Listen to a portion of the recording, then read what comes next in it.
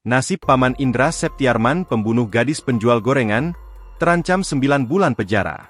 MJ alias EM sebagai tersangka dalam kasus perintangan dalam penyidikan yang menyebabkan larinya tersangka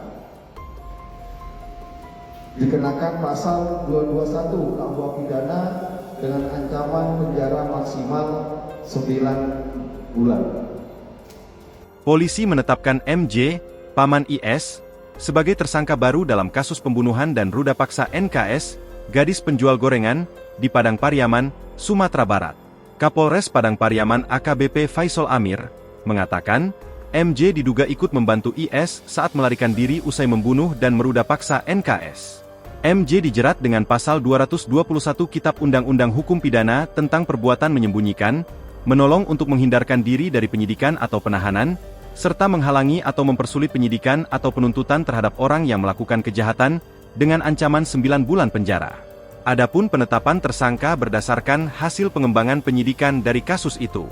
MJ diduga membantu IS dalam bersembunyi sehingga polisi agak kesulitan menemukan pelaku, kata Faisal saat dihubungi Kompas.com, Sabtu, 28 September 2024. Sebelumnya diberitakan, gadis penjual goreng berinisial NKS, dilaporkan hilang pada Jumat, 6 September 2024, saat menjajakan dagangannya berkeliling kampung. 2 hari setelah itu, NKS ditemukan tewas terkubur tanpa busana. Polisi melakukan penyelidikan hingga akhirnya menangkap IS pada Kamis, 19 September 2024, di Kayu Tanam, Padang Pariaman, saat bersembunyi di loteng sebuah rumah kosong.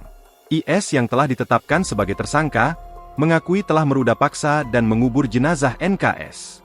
Download Tribun X sekarang, menghadirkan lokal menjadi Indonesia.